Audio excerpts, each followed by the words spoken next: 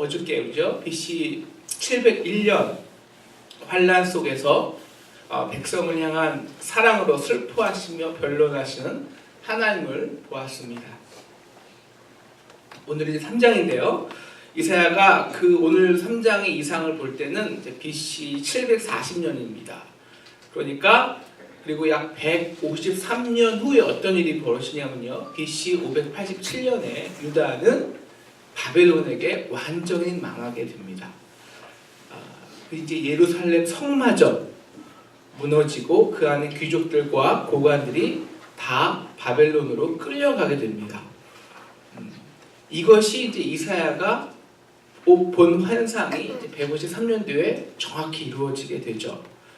그리고 이사야는 그곳에서 목격하는 것이 있습니다. 바로 도대체 이 아름다운 시온성, 예루살렘 성을 말하잖아요. 왜 이 아름다운 예루살렘 성이 이렇게 무너져야 되는가 슬퍼하시고 탄식하시는 하나님입니다. 이사야가 목격한 오늘의 변론은 이렇습니다. 하나님의 변론이죠. 예루살렘이 무너진 것은 바벨론이 강해서가 아니야. 1절 이제 보여주시고요. 하나님이 바벨론을 사용해서 유다가 의지하는 것을 제하여 없애버린 것이라는 겁니다. 이미 우리 오늘 읽은 대로 2장 22절에서 하나님이 선포하죠. 너희는 인생, 사람 의지하지 말라. 그의 호흡은 코에 있어. 근데 그러니까 생활 가치가 어디 있느냐? 코에서 나오는 숨이 끊어지면 그냥 완전 다 끝이지 않습니까? 근데 뭐 일어날 가치가 있느냐라는 것입니다. 근데 유다는 끊임없이 이 인생을 의지합니다. 하나님의 변론이 이런 거예요. 8절이죠. 야, 그것은 바로 그들의 창조자 아비죠. 나 여호와를 거역하기 위함이다라는 겁니다. 나를 섬기기 싫어해서야. 그래서 유다가 한 것이 뭐냐? 나를 대신할 것들을 만들어내고 그것들을 의지한다라는 겁니다. 그리고 이제 그들이 의지한 목록을 구체적으로 제시하는 거예요. 자, 그들이 의지한 목록이 뭡니까? 이쪽 이제 2절부터 나와 있죠? 보여주세요. 네. 첫째는 먹고 살아야 되니까 먹고 살기 위해서 의지해야 할 것은 제일 중요한 것은 양식과 물이죠. 우리는 돈이죠. 네. 다른 번역서에는 이 쌓아놓는 이라는 게 굉장히 강조하는데 의미가 강조됩니다. 무슨 말이냐? 야, 내가 이만큼 양식과 물을 쌓아놓았으니까 굳이 하나님께 잘 보이고 순종하고 그런 피곤한 삶 안 살아도 된다는 겁니다. 둘째, 용사와 전사이죠. 내가 이만큼 우리가 열심히 그냥 생산해서 이만큼 용사와 군사가 있어요. 야, 근데 우리가 구태여 하나님의 보호하심 바라보지 않아도 되잖아 이겁니다. 그런데 막상 하나님을 섬기지 않으려니까 찜찜하잖아요. 그래서 그들이 한 게 있죠. 자기가 원하는 우상을 만들어내고 점을 친 겁니다. 그러니까 누구를 의지해요? 자연인, 복술자, 우상을 만드는 정교한 장인들, 능란한 요술자들을 의지할 수는 없죠. 마지막 중요한 것이요. 오늘 말씀에서 강조하는 것이 통치입니다. 사실 유다가요, 이 하나님으로부터 독립하려 하니까 제일 찜찜한 게 이 통치의 문제입니다. 질서죠. 옛날에는 심정 정치였기 때문에 백성이 하나님의 뜻대로 살기만 하면 자연히 유다의 하나님의 질서와 공의가 이루어집니다. 근데 이제 하나님을 딱 빼고 나니까요, 통치 기반이 없는 거예요, 이 사람들이.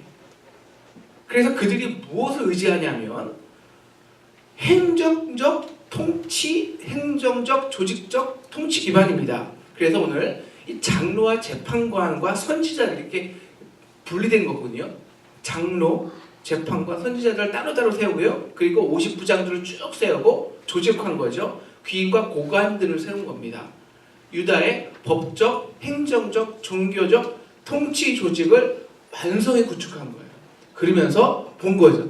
야, 이 정도면 이 정도면 괜찮아. 하나님 없이 유다 충분히 질서 있게 돌아가 생각한 거예요. 그것을 보시고 하나님이 웃으신 거죠. 과연 그렇게 될까? 그래서 말씀하신 것이 4에서 7절입니다. 여러분 4에서 7절을 쭉 우리 여러분 보시면요. 쭉 그냥 팍팍 넘겨주시면요. 딱 한마디로 4에서 7절을 표현할 수 있는 단어가 있습니다. 뭘까요? 다 보셨죠? 뭘까요? 멸망. 네. 어떤 의미 또 하나 있어요. 멸망의 의미예요.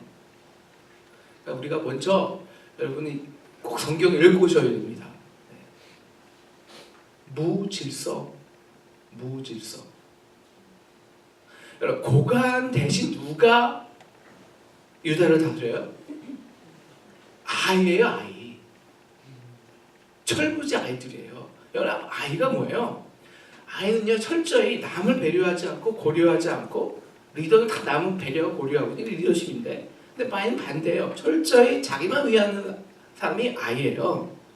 여러분 리더가 그런 철부지니까 결과가 어떻게 돼요? 5절 보면요 결과가 백성이 서로 학대해요. 이게 무슨 말이면 백성이 서로 자기 이익을 채우기만 막 급급하니까 서로 비틀기게 싸우는 거예요. 서로 학대하는 거죠. 그러니까 리더가 이렇게 형편이 없으니까 사회 전반의 질서가 완전히 무너져요. 뭐냐? 역전되는 거죠. 아이가 노인을 함부로 하고요. 이제 한국이 그렇죠. 비천한 자가 존귀한 자에게 교만하고요. 그러니까 도덕적으로 살고 있는 사람 그런 사람들에게 우리 그게 인생이냐 이런 식으로 하는 거죠. 백미는 6에서 7절이에요, 여러분. 이제는요 아무리 통치자 리더를 뽑으려 해도 그 기준도 웃겨요. 아무도 하려 하지 않으니까 야 너 겉옷 있으니까 좀 통치자 해라 이거예요. 근데도 하기 싫어요. 왜? 7절 보세요. 아무도 나서 제발 나를 백성의 통치자로 삼지 말라. 아주 그냥 부탁을 해요. 강구를 해요. 그만큼 뭐예요? 통치자의 권위가 통치라는 의미가 바보, 천치 이걸 완전히 바뀌어버린 거예요. 의미가. 지금 국회의원들 우리나라의 의미가 뭐예요? 국회의원들이 별 의미지 않죠. 점점 이렇게 돼서 통치자 야 그거 응? 그거야 너 뭐하라 이건 철부지 아이들이 하는 짓이야. 욕먹는 짓을 왜 해? 결국 완전히 질서가 무너져 버린 거예요. 왜 이렇게 되었어요? 우리 4절에 보면요. 이 고관들 대신 아이들을 세운 것은 하나님이 하신 걸로 이렇게 묘사되어 있지만 그것은 하나님이 직접 하신 게 아니라요. 그냥 하나님이 한 게 있어요. 그냥 그들 원하는 대로 내어준 거예요. 그냥 너 정말 한번 해보고 싶어? 그래 마음대로 해봐 이거예요. 내버려 두신 거예요. 내버려 두니까요. 자연히 아이가 리더가 된 거예요. 여러분 하나님의 심판 중에요. 가장 무서운 심판은요. 우리가 원하는 대로 그냥 내버려 두시는 거예요. 그래서 오늘 이 이사야서가요. 굉장히 은혜요. 이사야서는 백성이 자기 사랑하는 백성이 좀 잘못하면요. 그냥 완전히 견책하지는 않지만 계속 견책하시거든요. 사랑해서요. 네? 그때가 좋을 때예요. 근데 하나님 완전히 없애버렸어요. 하나님 그냥 한번 살아봐 했어요. 아이가 통치자가 돼요. 끔찍한 혼란이죠. 왜 이렇게 아이가 통치자가 될까요? 하나님이 없애버리니까. 이게 굉장히 중요한데요. 여러분 이 아이가 누군지 12절부터 15절까지 분명히 밝혀져요. 12절에 보면요. 이 아이는 누구예요? 백성은 학대하는 자예요. 진짜 아이가 아니에요. 철부지 같은 아이들이죠. 자기만 아는 사람들이죠. 13절에서 15절에 보면 그들이 맨 처음 심판받아요. 14절 그들이 누구예요? 백성의 고관과 장로들이에요. 나이 많은 사람이에요. 찰디시한 사람이죠. 왜? 가난한 자의 포도원을 탈취하고 백성을 짓밟아요. 이제는 아예 가난한 자의 얼굴 맷돌을 갈아도 양심의 가책조차 없어요. 그만큼 끔찍하게 자기의 유익을 탈취하는 데만 혈안이 된 자들입니다. 그걸 아이라고 해요. 그럼 도대체 그들이 어떻게 그렇게 되었을까요? 처음부터 그러고 싶었을까요? 아니요. 여러분 처음 목적 아시죠? 처음에 그들 자신 있었어요. 하나님 없어도 우리들 충분히 내 뜻으로 공의와 공평과 질서를 유지할 수 있는 유토피아 만들 수 있다고 자신 있게 말했어요. 그래서 하나님 없애버렸어요. 자, 그러면요. 하나님 아버지 하나님 마음 안 살펴도 돼요. 여러분 하나님의 마음은 똑같아요. 아버지 부모의 마음이랑. 여러분 자식 중에서요. 더 아픈 아이 있죠. 아직 더 힘든 아이, 어렵고 가난한 아이. 자녀들 중에서 아직 제대로 기분 못 잡은 사람. 아버지는 그 사람이 그 자녀에게 마음이 더 가잖아요. 하나님도 똑같아요. 여러분 이것은 이사야뿐만 아니라 모든 선지자에서 하나님은 계속 나는 과부와 고아와 이방인이 하나입니다. 왜 그럴까요? 아버지니까. 그래서 그 애들이 더 마음이 가요. 그래서 항상 첫째에게 이러잖아요. 그래도 내가 형이잖아. 내가 먼저 기반 잡았으니까 야 내가 지금 동생을 좀 도와줘. 근데 이런 아버지가 없어요. 아니 없앴어요. 그게 좀 부담스러운 아버지의 뜻? 그 마음 안 살펴도 돼요. 마음대로 할 수 있어요. 그러다가 어디까지 간 거예요? 가난한 동생 유린하고 그리고 그 마지막까지 있는 거 다 빼앗고 그래도 양심의 가책조차 없는 거예요. 그럼 이게 옛날에 있던 얘기만 아닙니다, 여러분. 이게 지금도 그대로 이루어지고 있어요. 그러면 공산주의죠. 공산주의가 종교는 아편이다 하고 누구를 없앴어요? 하나님 싹 없앴어요. 그리고 정말 물질로 오늘 말 이 물질로 유토피아 세상 그들이 유물관이잖아요. 만들 수 있다고 생각했습니다. 근데 결국 그래서 누가 다스려요? 여러분 북한 누가 다스려요? 북한 누가 다스려요? 왜? 아이가 다스려요. 아이가. 김정은 한수는 아이예요. 네? 자기가 원하는 것을 얻기 위해서는요. 몇만 명 죽어도요. 양심의 가책 하나 없어요. 그리고 4절과 7절은 완전히 북한 얘기예요. 여러분 이사야가 본 이상은 153년 BC 587년에 글자 그대로 성취돼요. 그런데 하나님의 계시는요. 그리고 우리가 이렇게 이사야를 공부해야 하고 말씀을 들어야 되는 이유는 하나님의 계시는 한 번 성취되었다고 끝이 아니에요. 역사 속에서 계속 성취돼요. 여러분 이게 무서운 거예요. 자 이제 이 예루살렘의 종교 지도자들, 정치인들을 아이라고 하나님께서 상징하시면 이제 16절부터는 시온의 딸에 대해서 변론하세요. 오늘 이 시온의 딸이 누군지가 중요한데요. 16절에 시온의 딸에 대해서 이렇게 말하죠. 정을 통하는 눈으로 다니면서 아주 표현이 아주 멋있죠. 굉장히 구체적이죠. 악의적거리면서 이게 어떻게 걷는 걸까요? 네, 발로 쟁쟁한 소리를 이렇게 낸다고 그러는데요. 이거 무슨 뭘 표현할지 확인은 확실해요. 그러니까 여자가 이제 이 남자 저 남자 꼬리치면서 유혹하고 그래서 이 남자 저 남자에게 자신의 필요한 걸 다 채우는 이 모습을 가리시죠. 그래서 이제 이게 여기서 이거 많이 들어보셨죠? 왜냐하면 이제 목사님들이 이제 특히 남자들이죠. 이 교수 굉장히 애용하잖아요. 예, 그 교회에서 이 남자 저 남자 이렇게 꼬리치고 다니는 자매들이 있으면 정신 차리게 확 정지하기 위해서 이 목사님들의 장로님들이 굉장히 애용하는 말씀인데요.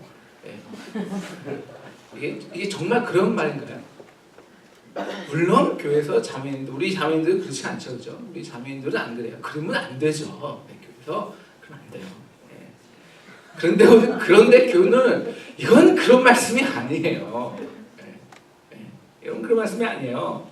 여러분 시온의 딸이 누구예요? 여러분 25절과 26절을 보면 아시겠지만 다 무너져 버린 예루살렘 성이에요. 그리고 예루살렘의 이 고관들을 예루살렘을 여성성으로 의인화한 거예요. 시온 예루살렘의 딸이라고.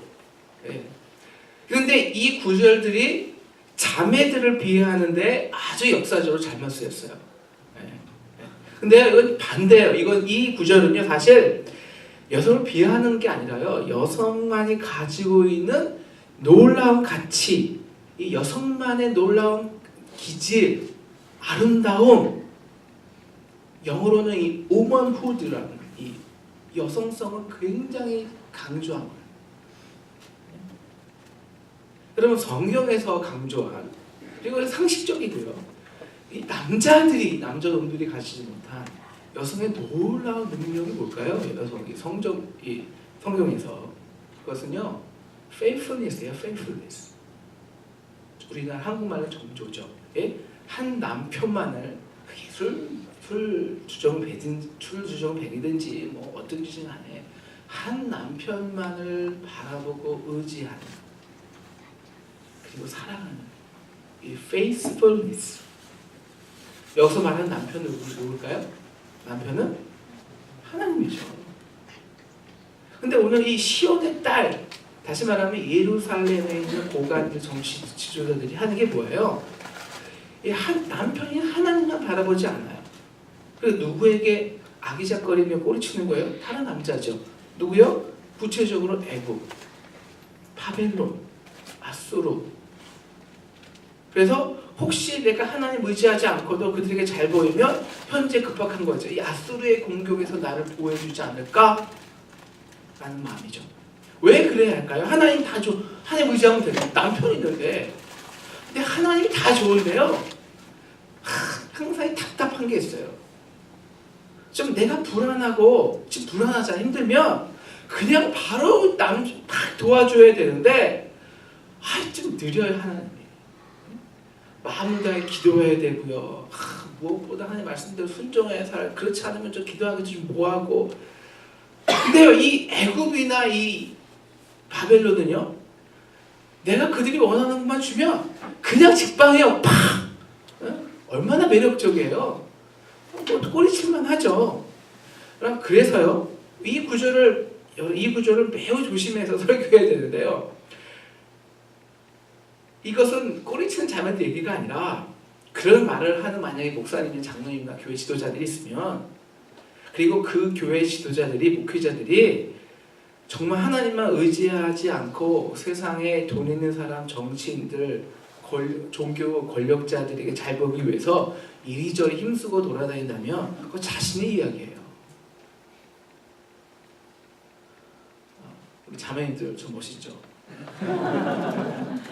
잘 보이려고 얘기한 게 아니라, 네, 사실을 말한 거예요.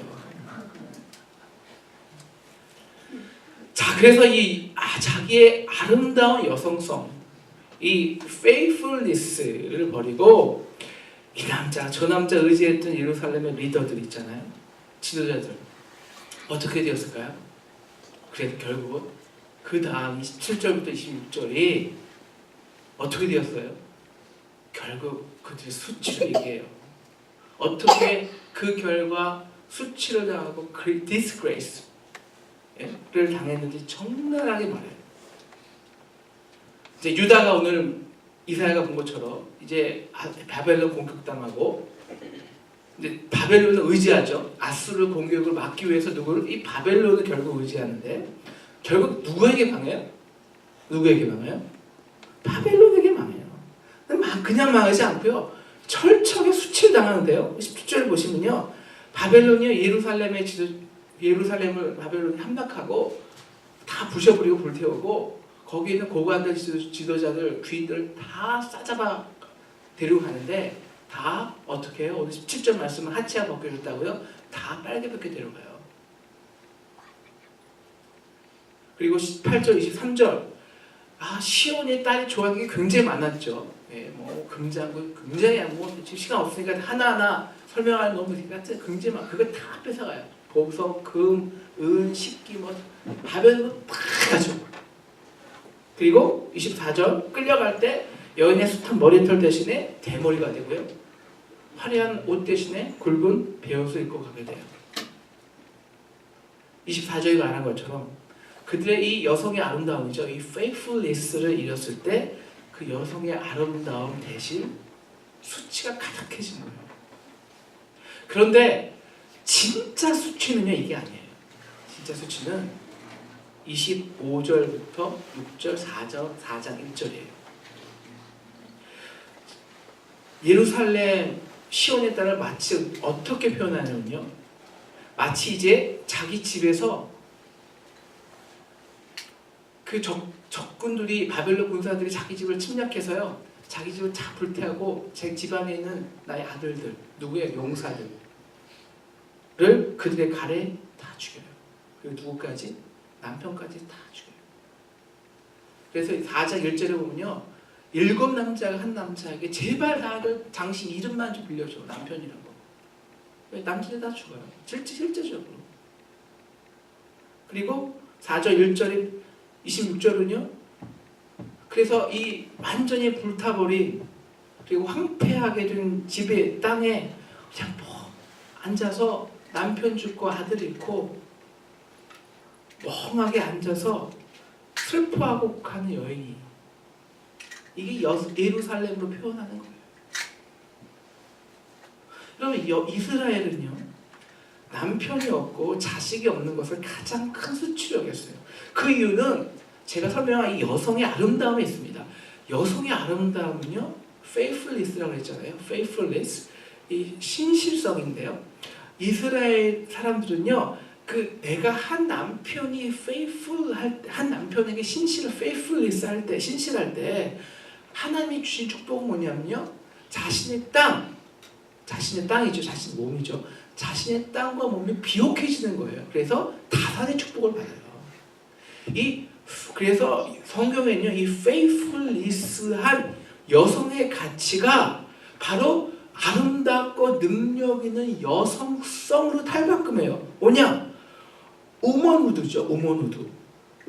이 faithful한 여성의 우먼후드, 죄송하지만 여성의 그 자궁을 통해서 수없이 새로운 생명을 재창조하는 거죠. 그리고 그 아이들은 이 여인의 끊임없는, 그 엄마의 끊임없는 절대 버리지 않은 신실한 사랑, faithful한 사랑을 통해서 오늘 말씀까지처럼 용사와 남자로 자라게 됩니다. 이게 하나님이 여성에게 주신 축복이고요. 그래서 여성의 지금은 아니에요. 그래서 이스라엘 사람들이 있다는 거죠. 그거 자기가 자녀가 없는 거, 남편 잃어버린 거, 그거만큼 수치가 없어요. 그러면 우리가 어제 말씀, 그 1장 18절 우리 어제 배웠죠. 변론의 하나님의 말씀 맞죠? 네가 얼마나 죄이든 상관없어. 너의 죄가 양털같이 힐 거야. 그 다음에 축복해 주는 말씀이 19절인데요. 바로 너희가 즐겨 순종하면, 즉 하나님만 바라고 의지하면 땅의 아름다운 소산을 먹을 것이다. 이 축복이에요. 이 축복의 두 가지 이름은요, 하나님께서 아브라함에게 약속하신 것 같이 많은 자손을 낳게 하고 너희가 그들을 통해서 너희가 풍족해진다는 의미고요. 두 번째는요, 너희가 정말 나를 의지해서 나의 말에 순종해서 가난한 자를 섬기고 공의를 베풀고 이를 사랑하면 내가 너희 땅을 아름답게 하고, 그래서 하나님이 주시는 이 풍성한 열매를 거둘 수 있다는 겁니다. 이것이 오늘 말씀 10절에서 하나님이 다시 강조하는 의인이 받을 복이에요. 바로 10절, 그 행위의 열매를 먹는 거죠. 여기서 이 행위란 자기 행위를 말하는 것이 아닙니다. 어떤 행위냐? 이 하나님을 온전히 의지하는 행위, 그 말씀에 그래서 순종하는 것을 말하죠. 그 결과 그 땅에서, 신실한 땅에서 먹는 축복인데요. 그런데 문제는 아까 말씀한 것처럼 이 복이 하나님의 백성들에게 하나님이 주신 땅에서 열매 먹는 게 매력적으로 보이지 않아요. 왜? 첫째, 눈물로 씨를 뿌리는 수고를 해야 돼요. 말씀에 순종해야 돼요. 씨 뿌리면 끝인가요? 그래서 거름 주고요, 잡초 제거하고요, 십자가 지는 거죠. 근데 진짜 문제는요, 그렇게 수고하고 힘들게 해도 자기가 원하는데 쭉쭉쭉쭉 열매가 나오지 않아요. 땅은 정직해요. 그죠? 땅은 신실해요. 그러나 땅은요, 느려요. 하지만 신실해요. 몇 달 기다려야 돼요. 지금 딱 나아졌으면 좋겠어요. 그래서 어떻게 해, 그들이? 우상을 만드는 거죠.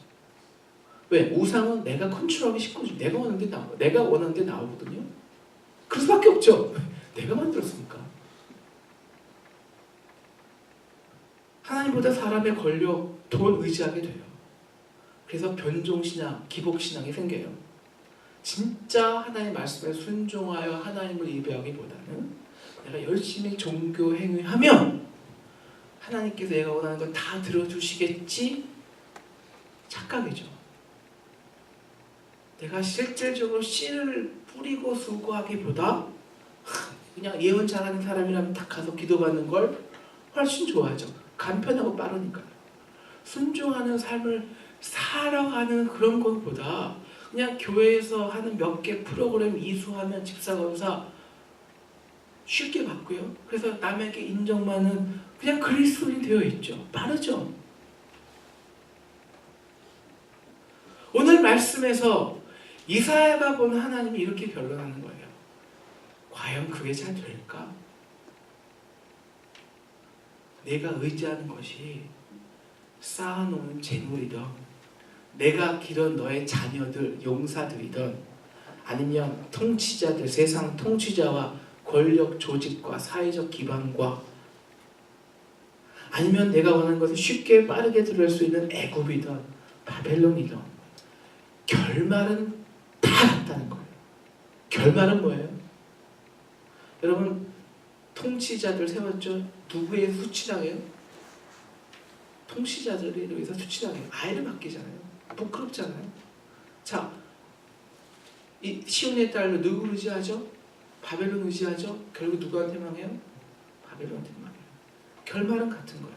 결말은 오늘 하나님께서 말하는 결론은 내가 의지하는 것 바로 그것으로 인해서 너희는 수치를 당한다. 여러분 가만히 보세요. 이것은 우리의 경우가 똑같아요. 우리가 돈을 의지하면요 돈 때문에 수치당하고요, 사람 의지하면요 그 사람 때문에 결국 수치당해요. 오늘 시온의 딸은요 자기가 의지했던 바벨론에 의해서 정작 자기의 가장 가치 아름다운 우몬후두 자기의 땅이 황폐돼요. 자기 남편과 아들을 다 잃어버려요.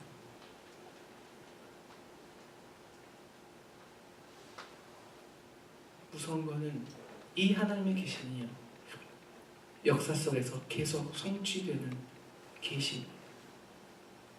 자, 수치를 당했습니다. 그럼 끝인가요? 그러면 우리가 이사야 읽을 필요 없죠. 이사야가 아니죠. 우리 2절 좀 보여주시겠어요? 다 2절에서 바로 하나님은 회복을 얘기해요. 그날에 여호와의 싹이 여호와의 싹 하나님이 일하시는 새로운 일들이죠. 싹이 아름답고 영화로울 것이요 그 땅의 소사는 땅이 회복되죠. 여성들이 회복되죠. 이스라엘의 피난자를 위하여 남은 자들이 다시 그 땅을 아름답게 새싹을 돋는 영화롭고 아름다운 것으로 바뀌죠. 그럼 그 수치 속에서 황폐된 땅에서 시온에서 하나님은 다시 새싹을 만들어요. 시온을 회복해요. 예루살렘을 회복해요. 이게 이스라엘의 끝이에요. 이게 이사야의 끝이에요. 바로 그 수치 속에서 그 disgrace 속에서 하나님은 우리로 하여금 아버지를 여호와를 의지하는 것을 하나님께서 우리로 하여금 다시금 배우게 하시기 때문에 그 수치 속에서 거기서 우리가 아무 남편도 없이 아무 부모가 없을 때야 비로소 인간은 하나님을 의지할 수 있기 때문에. 자, 이제 이사야가 이제 2번 끝났습니다. 저를 위해서 기도해 주시고요.